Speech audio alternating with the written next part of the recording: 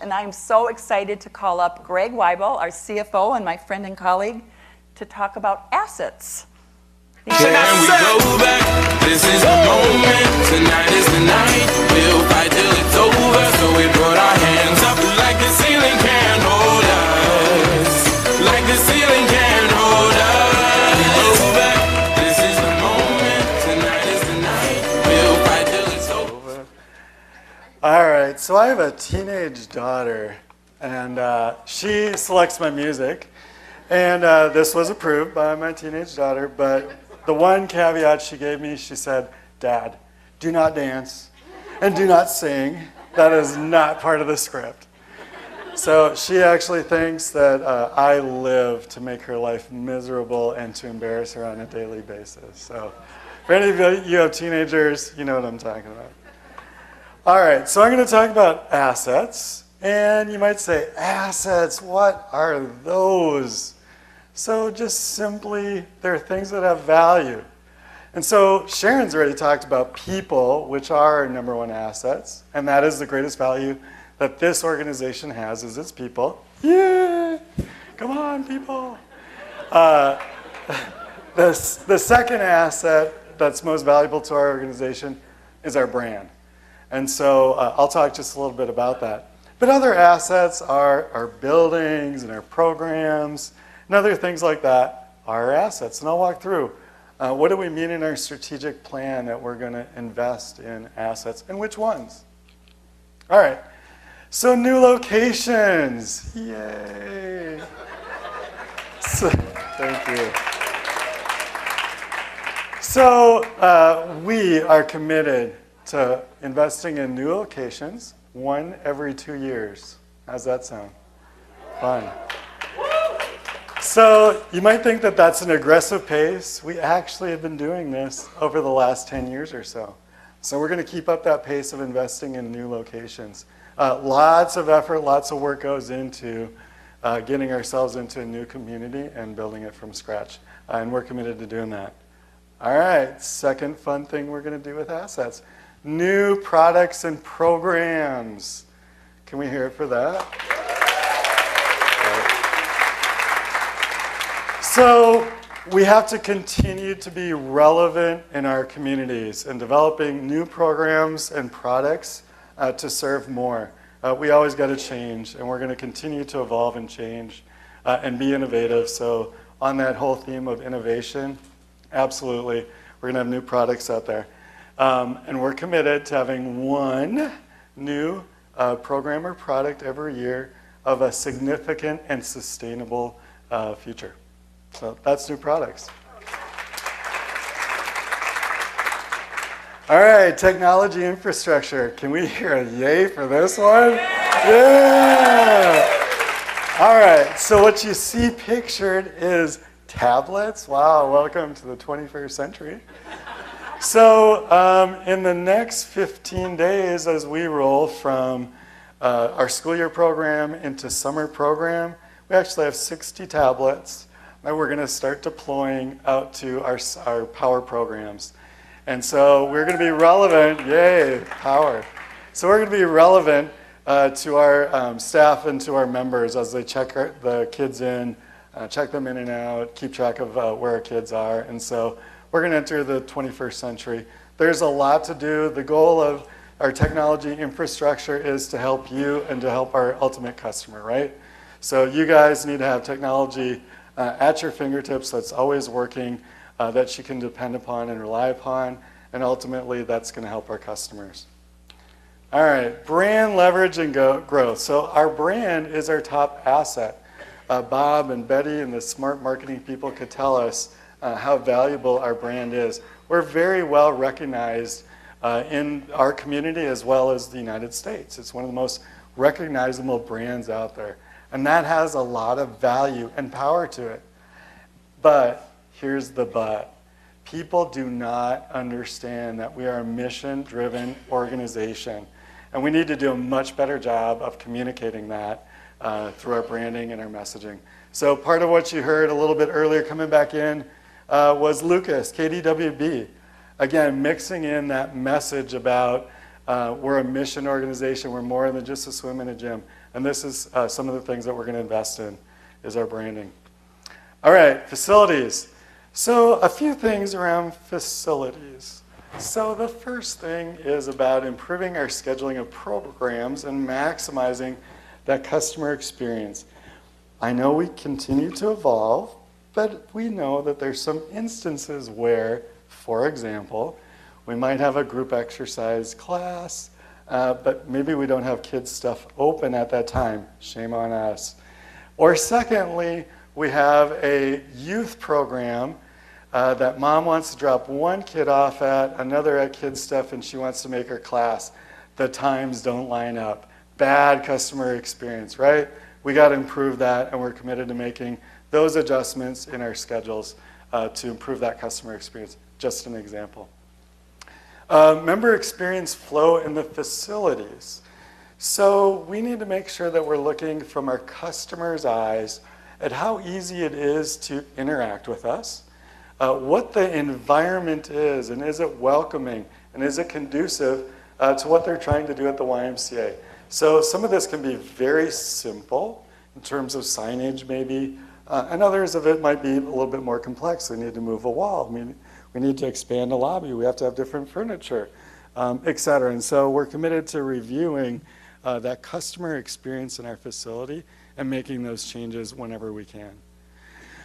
Improve the utilization of our locations. So an example that I'll give you here is we have amazing day camp assets. If you haven't been to them, go to our day camps. They're awesome. But here's the downside. We're only using those for 3 months of the summer, and only our little kiddos get to see these day camp assets. Shame on us. We have the opportunity to leverage those assets 12 months of the year. Again, an example of something that we could be doing better and differently. And then improve our central office facility. So let's make sure that we have a place that we can be proud of in a central office. So, on to a video. I thrive when there is a Y close to where I live and work. I thrive when everyone has access to a healthy life, regardless of zip code.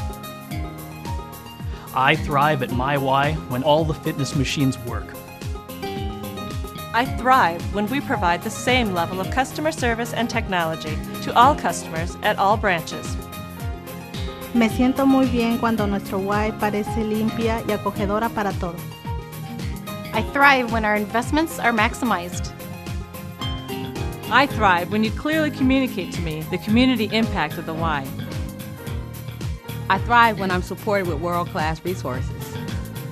I thrive when the Y has classes for me and plenty for my daughter to do. I thrive when the community understands the mission of the Y. I thrive when I feel like I'm helping to make my community better. I thrive. I thrive. I thrive. I thrive. I thrive. I thrive.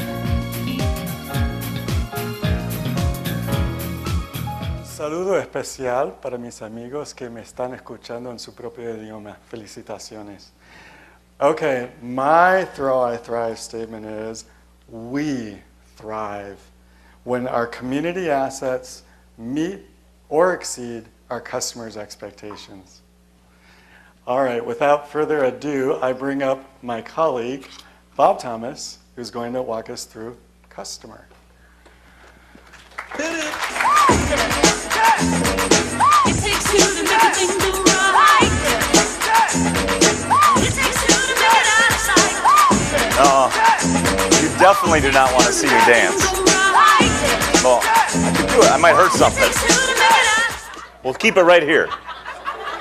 Keep it right here. Right? All right. Let's talk about customers. And I'm going to start by defining the customer. We presented some elements of this to the board a few weeks ago and had a lot of dialogue on what we mean by customer. Because when people hear the word customer, they think of a transaction. I give you money, you give me something back, a good or a service. Fair? But that's not what I mean when I say customer. It's not what the Y of the Greater Twin Cities means when we talk about customers. To us, customers are the people we serve. It's our members, it's our campers, it's our daycare clients, it's the kids on the street, it's the Beacons kids, it's our volunteers, it's our donors, and it's you. Is that a fair definition? So here, we got to liven it up a little bit. So I'm going to say customer, you say serve. Ready? Customer. Serve. Customer. Serve. Customer. Serve. There you go. So when I say customer, you think serve through this whole presentation and through this planning period, all right? That's who our customer is. Now, wouldn't it be nice if we knew more about our customers? So in camps or daycare, if you knew which clients were likely to come back next year or next month. And if you're in a branch, can you imagine how awesome it would be if, we're all worried about retention and people leaving us, if the day before someone left, if they walked around with a red shirt or just raising their hand saying, hey, I'm going to quit tomorrow. I'm going to quit tomorrow. Would you do something about it? Oh my God. If someone walked into your branch and said, I'm going to quit tomorrow, would you do something about it? Yes. Okay, thank you. I got really afraid for a moment there. All right, so part of this is making sure that we use data on our customers. Part of this is using NPS in a better way. We're investing a lot in that. So the more we understand our customers, the more we can serve them. Second part of this, and we'll talk about customer experience.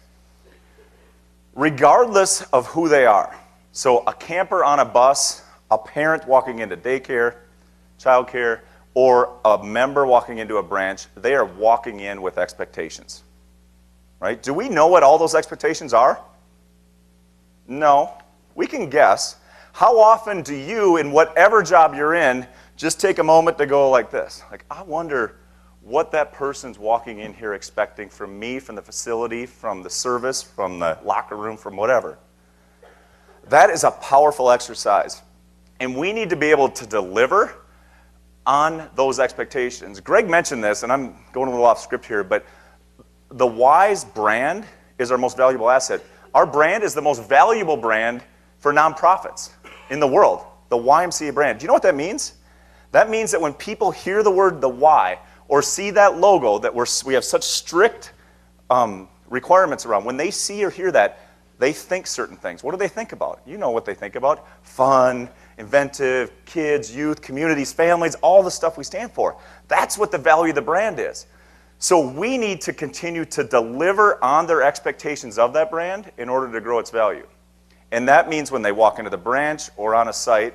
It also means on the website. Do you think our customers, when they Google YMCA or YMCA of the Greater Twin Cities, that as soon as they hit that button, that they have certain expectations about what's going to happen or what they're going to see? Are we delivering on that? In some ways, right? I mean, we're doing it, but we may or may not be we're probably not meeting all of their expectations. Is that a fair assumption? And Glenn, had you raise your hand if you had an iPhone. I'll just say, like, how many people have cell phones or something they're doing some business on or Googling out there, right? Most of you have phones. Do you have certain expectation that if you're in the car and your mom and you're looking for a class or to see if the center's open, you have certain expectations. And here's an area where we're probably not delivering yet on most of the expectations, but we need to. So the integrated customer experience is about understanding the customer's needs and then trying to meet them. It's pretty simple, but a pretty simple idea, but it takes a lot of work. Now let's talk about customer-facing technology. Anybody got some expectations as customers in here as to what we could do with these technologies? You excited about this? All right, I want to introduce somebody. Our new Senior VP of Technology and Experience, Mr. Nathan Marin. Come on up here. Let's give him a round of applause.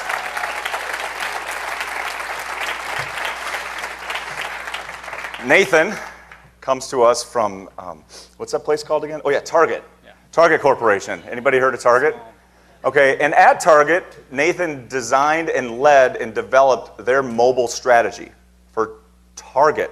And now he's with you, serving you at the Y, doing that stuff. How awesome is that?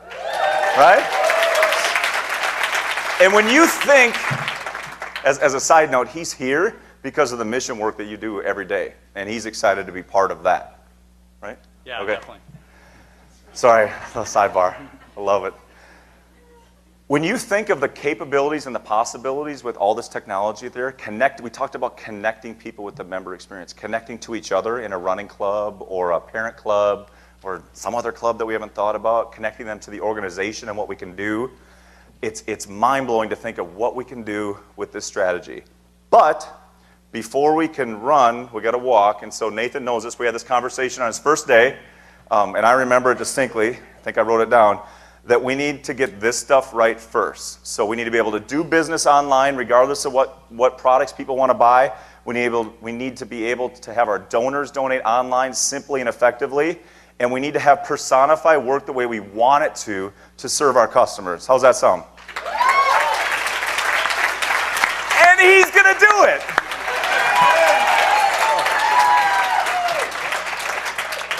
Thanks, Bob. I just wanted to tell everyone that I'm thrilled to be in the Y family, and I'm looking forward to partnering with all of you to serve our mission and to deliver on our strategic plan. So thanks for welcoming me. Thanks, Nathan.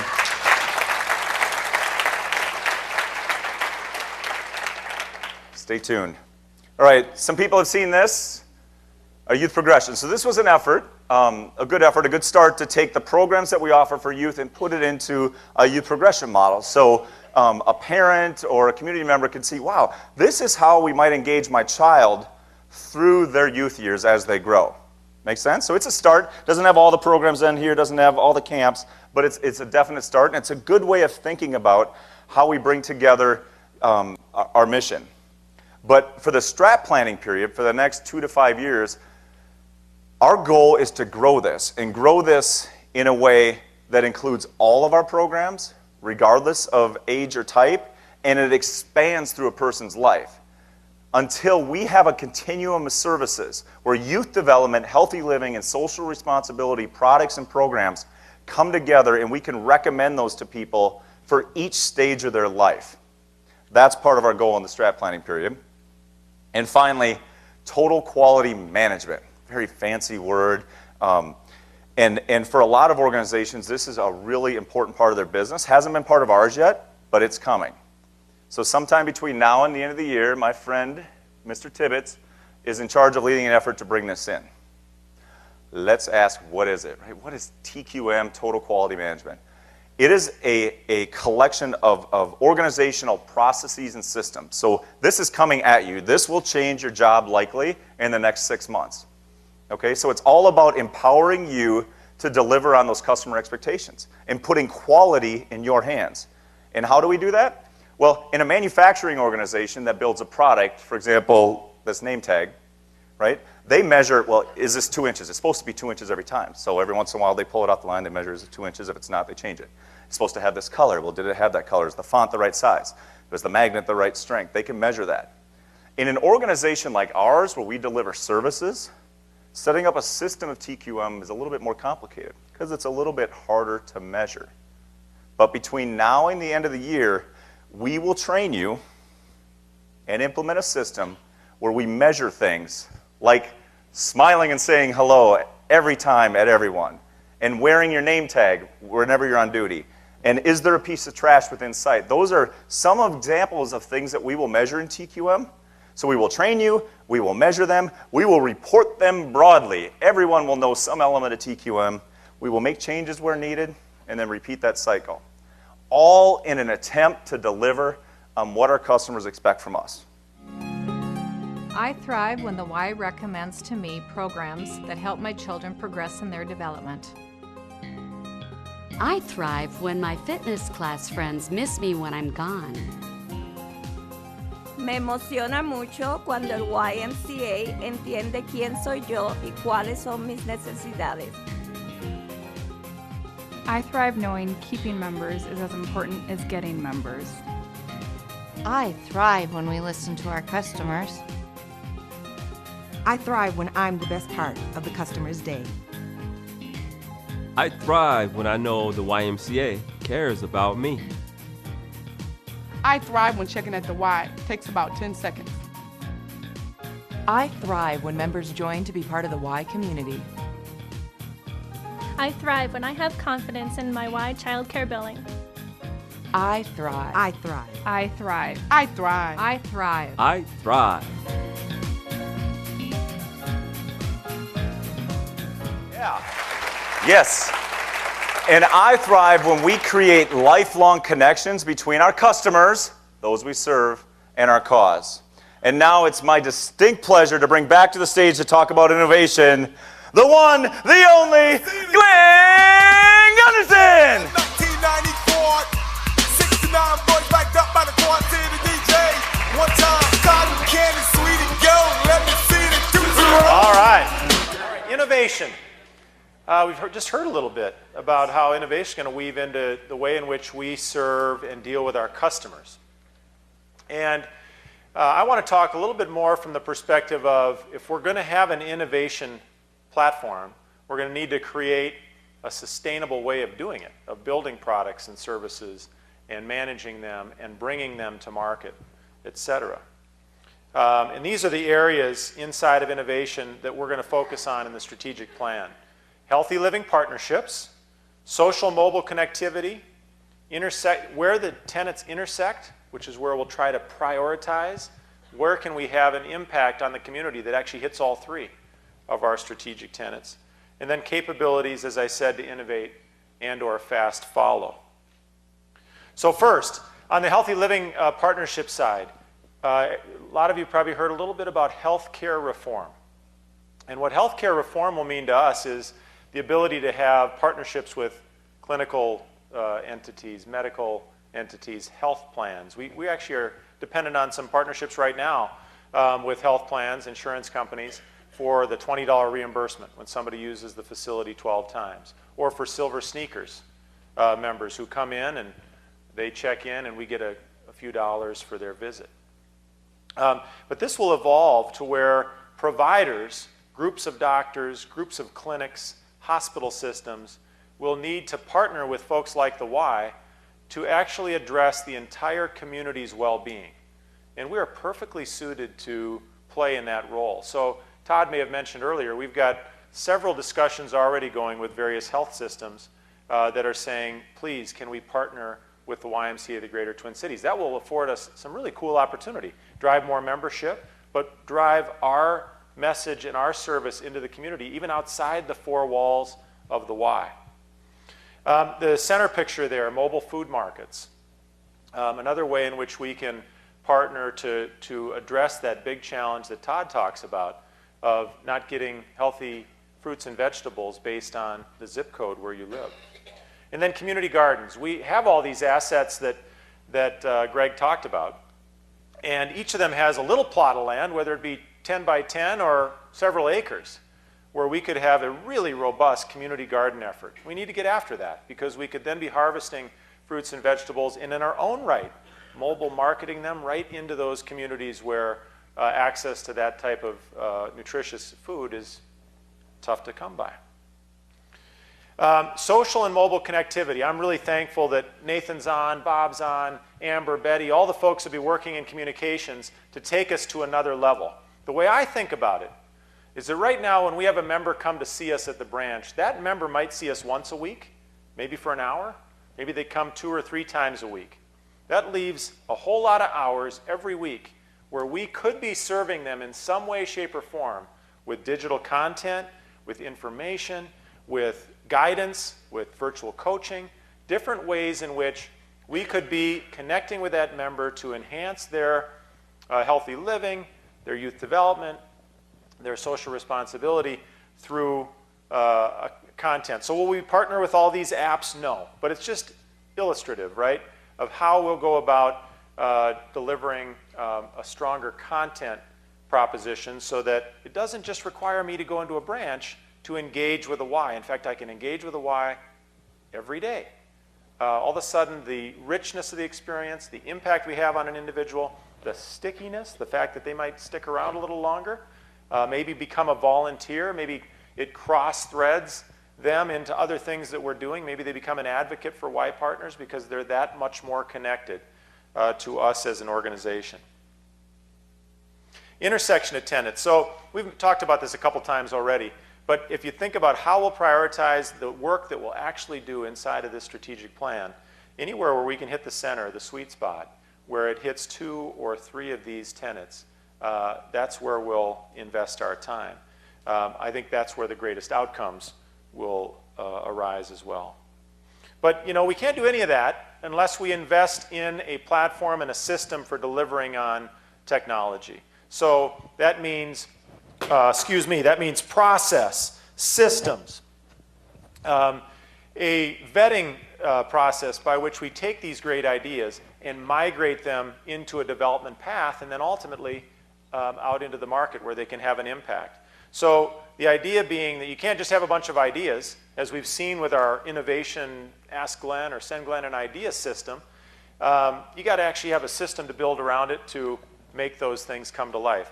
So over the next several months, we'll be not only investing in our technology infrastructure, investing in social mobile, but we'll also be building out a system that gives us the capacity to take ideas in and actually do something with them. Make sense? Yeah? I thrive when the Y communicates with me here, the same way they do at my branch. I thrive when my Y offers fitness classes that are cutting edge. I thrive because my doctor prescribed a healthy lifestyle at the YMCA. I thrive when I focus on the healthier me in spirit, mind, and body. I thrive when my family comes to the Y and we feel welcome. I thrive when I can access my online account. I thrive then too. I thrive when the Y considers me the customer in every decision. I thrive when my Y team is encouraged to look at new ways of doing things better. I thrive when all of our YMCAs have technology that works well. I thrive when technology makes me move faster. We all thrive when the Y supports community organizations like mine. I thrive. I thrive. I thrive. I thrive. I thrive. We all thrive. You guys getting the idea? I thrive when technology makes it easier for me to engage with my YMCA. Now, I would like to bring up Todd Tibbetts to talk about community impact. Todd?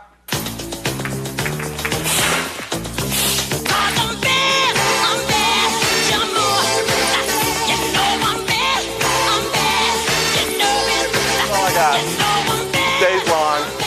Hey, I don't deserve any applause, whoever just screamed out there. So we have culture, we have customer, assets, and innovation. All those things, forward-thinking, forward-focused. What are we trying to deliver? We're trying to deliver impact in our communities, in everything that we do. So I'm going to touch on these 6 key areas right here. Global centers of excellence, chronic disease prevention, volunteers, leveraging our partnerships, philanthropic reach, and our urban mission. So global centers of excellence, Sharon Gunderson.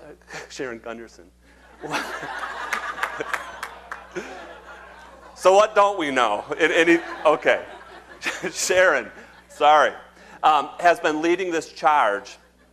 And now we have Hetty Wall and Bruce Yang, who are right there with her as we look at global centers of excellence. We have great work going on.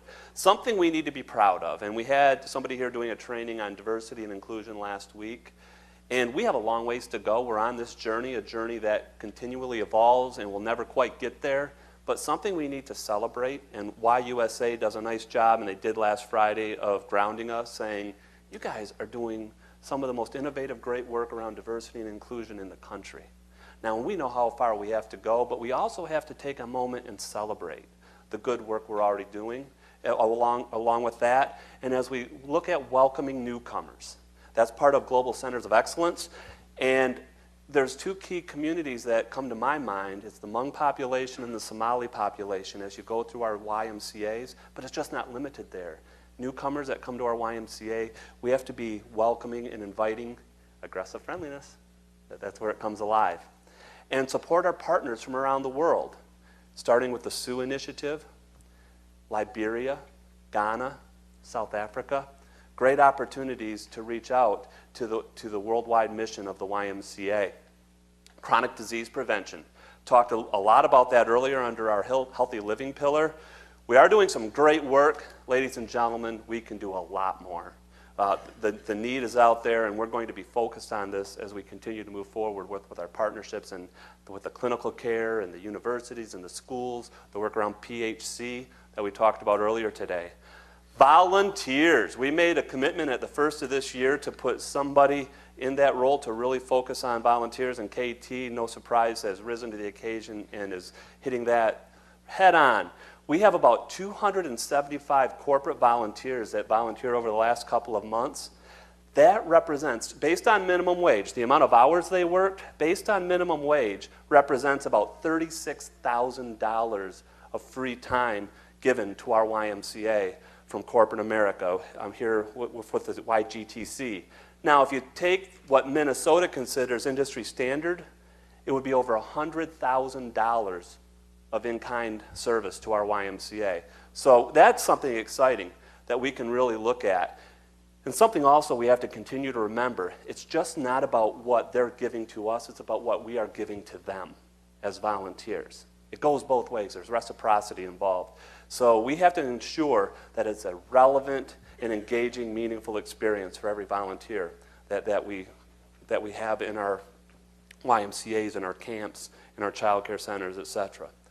We've talked a lot about leveraging partnerships. When you think of our Thrive statement, the word with, our communities. With is a partnership word. So 2 areas here. Consider the doors to the YMCA open. That's what we want partners to consider the YMCA. Other nonprofits. We're a big nonprofit. We want the smaller nonprofits to feel that we are an equal partner with them in the community because we're all after the same goals. Schools, places of worship, other organizations of other faiths like the Jewish Community Center. Those kind of places that we're inviting them in and they feel comfortable coming in. Aggressive friendliness, there it is again. And we seek opportunities outside the walls. In our mission statement that Glenn read earlier, it does not say we build strong, well that's the old thing, right? To put Christian principles into practice through our buildings. No, through programs. It's the programs that we are all part of in our great facilities, in our child care facilities, in our camps, where everything comes alive. Okay, so inside our walls and outside our walls. Philanthropic reach. Carrie Givens, my man, where are you? In the hall, I think. Yeah, they're rushing to go get him. Here I am. Carrie, we're so excited to have him leading the charge. And can you all see this slide? Read this thing? Hey, Carrie, welcome to the party. Good to see you. Okay, we are going to work at doubling contributed revenue through our strategic alignment and volunteer engagement. Carrie, what's our contributed revenue right now at YGTC? That's a lot of money, $9.5 million. Once again, we're in a good place, but the potential to grow is that much that we feel we can put that out there, say we are going to double. And what are we going to do? So what? So we can impact the mission that much greater in our communities. Okay, I said I was going to talk about this earlier a little more. Here's the time. We had some transition a few months ago with the VP of Urban Development. And I acted quickly with HR to get that job posted quickly. Because, and here's some transparency and candor. The reason I did that is I wanted the staff team to understand our commitment to the urban mission of the YMCA. That's why. But as we started to have conversation, and I started to talk to Hetty Walls, Matt Jorsted, Jenny Collins, and Henry Crosby, we decided to press the pause button to look at the assets we already had on our team and see how we could better develop them, put them in positions of success, build around that, and not save that money. We're not looking to say, okay, we can save some money here. How can we possibly redeploy that money to better impact the community? Okay, so we're still in that decision-making process. We have an interim plan. You heard a little bit more about that earlier today with breakfast, lunch, and dinner at North, and a little bit more about expansion without dilution. And so that's part of the leadership alignment, is looking internally at the team there, but there's another part of it. We have intervention. We have youth development. And we have urban development. I'm here to tell you we have intervention. we have youth development, we have urban development. That's also part of the realignment, to work better, closer, tighter together. If we're going to partner outside, we also have to do a better job of partnering inside. I'm going to read something to you. Who's heard of a gentleman named Andrew Young? Anybody hear of Andrew Young? A few of you? Okay. Andrew Young, former mayor of Atlanta, former U.S. ambassador. He was a right-hand confidant to Dr. Martin Luther King Jr., and he was also a YMCA kid. Grew up at the Dryads YMCA in New Orleans, and from that day till now, he remains a committed YMCA leader and volunteer. And I have something he wrote a number of years ago about the mission of the YMCA. And this is coming from a young man, a child who grew up in the Central City rough part of New Orleans in a segregated YMCA. At the heart of this organization, at the heritage of its spirit, of mind and spirit, mind, and body, there is that little element of love that transforms routine work into meaningful activity, that makes a person feel important even when they don't think they are. That's the business of the YMCA. That's what you do when you give your skills and your talents to another generation. The problems that we find among young people, regardless of whether they are affluent or poor, boil down to whether or not somebody cares. It boils down to those basic human emotions and involvements. It boils down to love. The suburbs and the inner city. The why for rich or poor. Are there two programs or one? Is it all one mission? I contend it is the same mission, whether your father is a $100,000 executive who is spending more time at the office than he ought to, or whether he's an unemployed fellow who doesn't come home because he doesn't have the pride and the resources to feel like the man of the house. The needs of these boys and girls and these families are basically the same. Material opportunities don't take the place of spiritual and emotional needs. What YMCAs are about is providing for those needs. We're filling that spiritual hunger. We're filling that reason for being, the meaning for life. Andrew Young, YMCA General Assembly, 1986. So it was written a few years ago, and I contend that's still very relevant today. So when we're talking about the needs in our communities, let's talk about it standing together, not having intervention, youth development, urban development. Let's talk about the needs in our communities.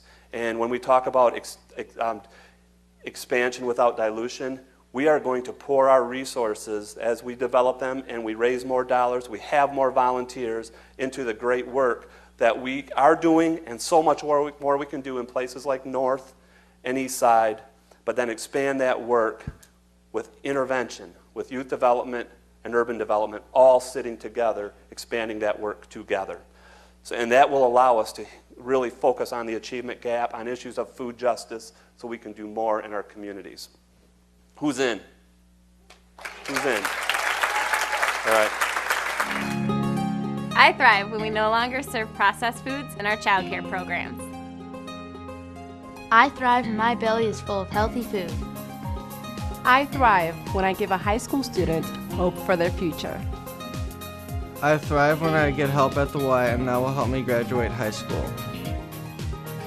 I thrive when I help someone and don't stay home alone. We thrive when the Y eliminates poverty and homelessness. I thrive when our differences bring us together. I thrive when our children are free from obesity and diabetes. I thrive when I eat fresh fruits and vegetables. I thrive when I witness positive social change.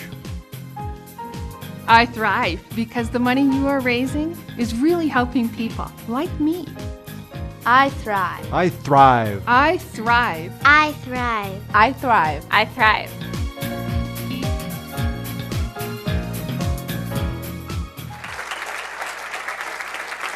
And I thrive when the mission of the YMCA comes alive in every community that we're in.